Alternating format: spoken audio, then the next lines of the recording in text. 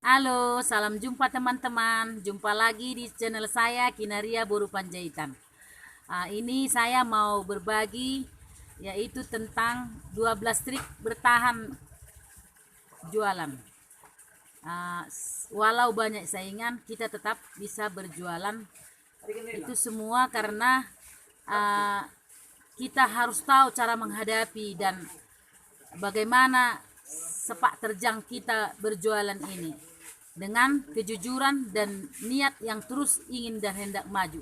Pertama-tama teman-teman, yaitu harga harus sesuai dengan pasaran. Harga kita jangan kita buat terlalu mahal dan harus sesuai dengan pasaran.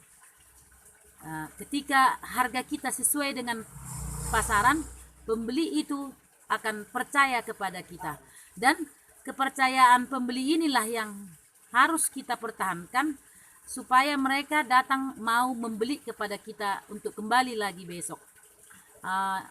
Yang kedua, kita harus ramah terhadap pembeli, yang artinya raut wajah kita dan mimik kita harus kita buat selalu baik dan ramah sehingga mereka merasakan sukacita juga dapat membeli di tempat kita. Yang ketiga, cara kita juga membungkus.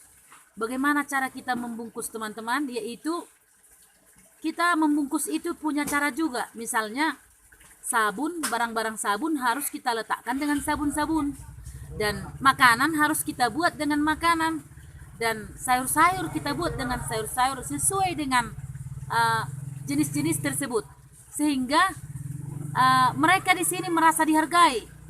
Jangan kita campur baur semua makanan dan sabun ya sabun, jangan kita campur semuanya teman-teman. Yang keempat, mengembalikan duit juga harus, atau mengembalikan uang juga harus sesuai dengan apa yang mereka inginkan. Contohnya, jika pembeli itu membeli kepada kita, jangan kita mengembalikannya dengan uang yang jelek, uang yang sudah sangat kusam. Kalau bisa, uang yang bagus kita kembalikan kepada pembeli itu.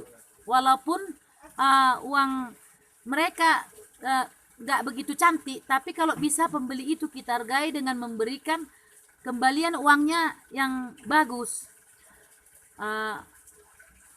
Terus yang kelima adalah tatanan jualan kita.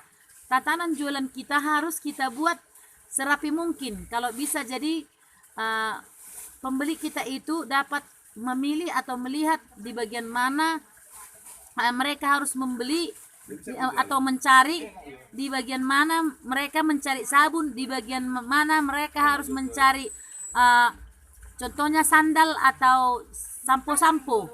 Jadi harus teratur tempatnya. Yang keenam, jangan kita pernah berdebat dengan pembeli kita.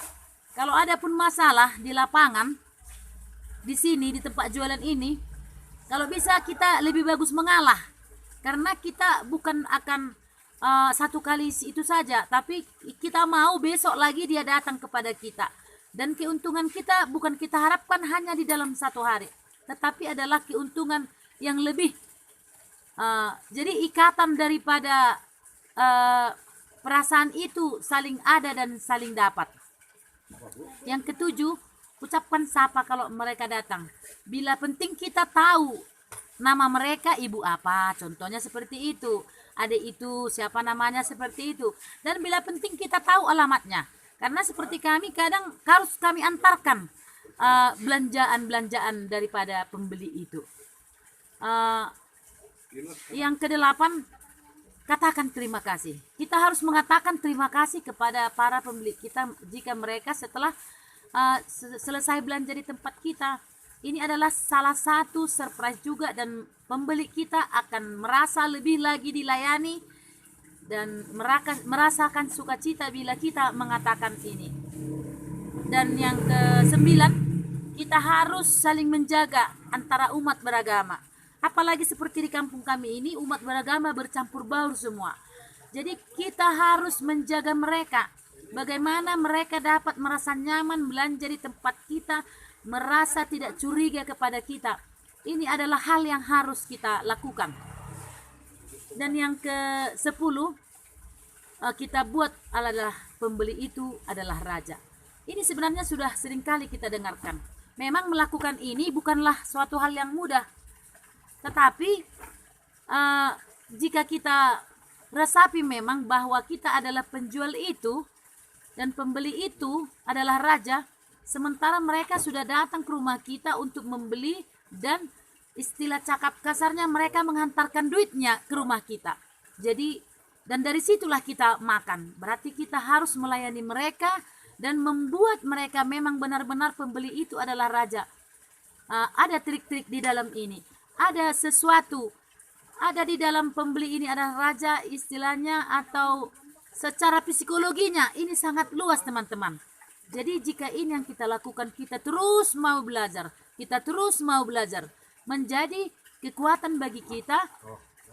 Kita bisa merasakan menikmati dana yang masuk, dan pembeli kita itu juga merasakan sukacita. Dan yang ke-12, timbangan kita harus pas. Jangan kita buat timbangan embel-embel, tapi sama-sama melihat, harus terbuka, harus kelihatan, dan harus jujur di dalam timbangan. Kalau bagi saya timbangan harus jujur, ini harus. Karena di dalam firman Tuhan juga dikatakan timbangan itu harus jujur, harus pas. Tidak boleh kita memakan yang tidak hak kita. Di sini saya juga akan sarankan kepada suami saya, anak-anak saya, pekerja saya, jika mereka menimbang, harus, contohnya saya suruh pembantu saya menimbang yang kerja di sini, dia harus menimbangnya dengan pas, jangan lebih dan jangan kurang. Karena jika ini kita lakukan, kepercayaan pembeli itu tidak ada kepada kita. Sulit mengembalikan kepercayaan mereka kalau sudah rusak kepada kita. Dan yang ke-12 teman-teman, yaitu dapat bonus. Seperti di kedai kami ini, pembeli itu kalau belanja 20.000 mendapat 1 kupon. Dan kelipatannya, kecuali beras dan rokok. Jika mereka belanja 100.000, mereka akan mendapatkan 5 kupon. Tapi kalau mereka membeli beras, dari 1 karung beras yang 10 kilo, ataupun yang 30 kilo, ataupun yang 5 kilo, mereka hanya mendapatkan 1 kupon saja. Jadi ini dapat ditukarkan, inilah bonus namanya.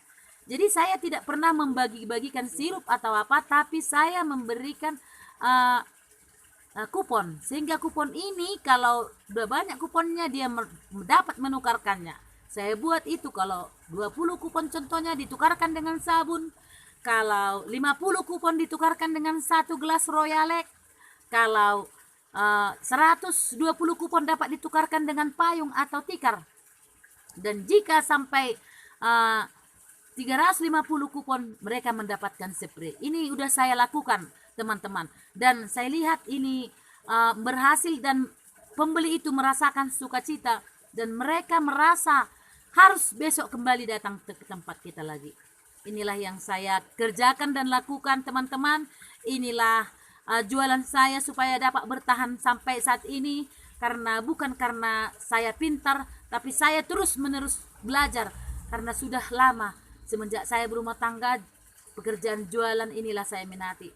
Walaupun sering saya jatuh bangun, tapi puji Tuhan tetap boleh berjalan, dan anak-anak saya boleh sekolah.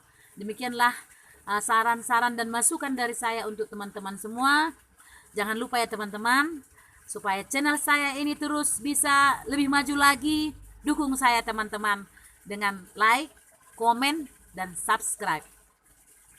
Salam jumpa lagi.